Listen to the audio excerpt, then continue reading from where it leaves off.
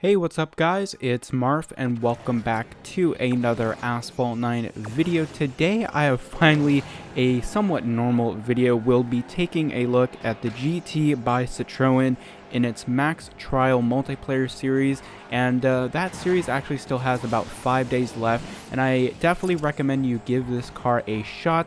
It's a fun car to drive, and in fact it does have the highest top speed in A class with a max top speed with nitro of 251 miles per hour. This car is definitely a beast when it comes to those straightaways and those longer tracks such as the Himalayas and Cairo, and it's really fun to play on those types of tracks. But of course, when you get into other tracks such as the Caribbean or Osaka, this definitely becomes somewhat of an interesting car because while it has that super high top speed, some of the other characteristics of this car make it very difficult to recommend, especially for multiplayer. However, I think when it comes to events and in those tracks, like I mentioned, Himalayas and Cairo, that have those long straightaways, you'll definitely be seeing this car if, of course, people manage to get it. But you'll be seeing this car at the top of the leaderboards because of that massive boost in top speed when compared to other A-class cars. The reason why I say this is because when you look at a bunch of other A-class cars, such as the Huayra, the 918 Spider, you start talking about top speeds of just under 240 miles per hour. So while this doesn't seem like too high of a top speed, I mean, we have the Jesko and the Bugatti Chiron, 251 miles per hour is pretty darn good, especially for A-class cars. So that's where this car is very distinct. But like I said, the other stats of this car make it very hard for me to recommend for multiplayer, so we're going to go ahead and talk about that here. The first stat we'll talk about is nitro, and this is at max. You get a nitro efficiency of 67. So while that isn't awful, I mean, some cars do hover around the 60s and, very low 70s. When you're talking about multiplayer, keeping that top speed of 250 miles per hour is going to be super important because the top speed of other cars with very high nitro efficiencies is probably around the base speed of this car without nitro. So if you don't have nitro engaged, you're still going to be just as fast as those other cars. And once you start talking about the other statistics, then you'll start to understand why this car really is not too good for multiplayer. Now, the statistics which really bring this car down is its acceleration statistic, and this, keep in mind, is at a max rank of 4,222.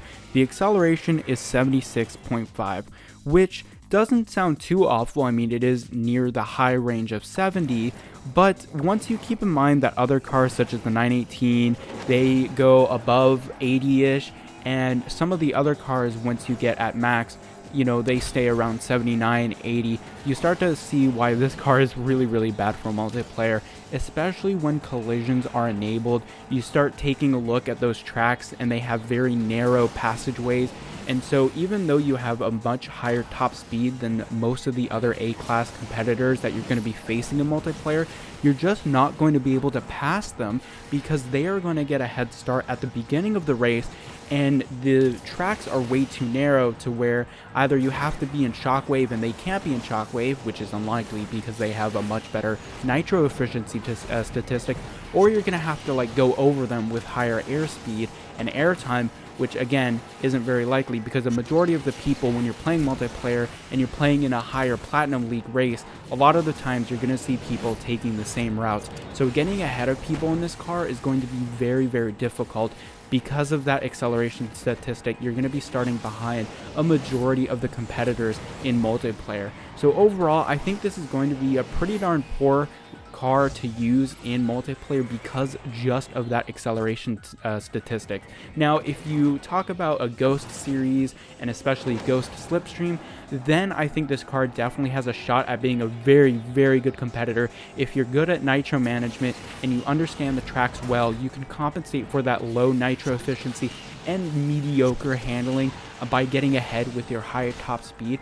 But in regards to that acceleration, with collisions enabled, you're just not going to be able to pass people in multiplayer. But like I said, in events that utilize tracks such as Himalayas and Cairo, I think this car is no doubt going to be the king of those tracks simply because of its way higher top speed. Now, if you're looking for a nice little summary of this car, I think the best way to put it is it's really the Apollo N of A-Class. It has a relatively, or not relatively, but the king of top speed. The Apollo is 240, and I believe the McLaren F1 does go a bit beyond that, but nobody really has the F1 anyway.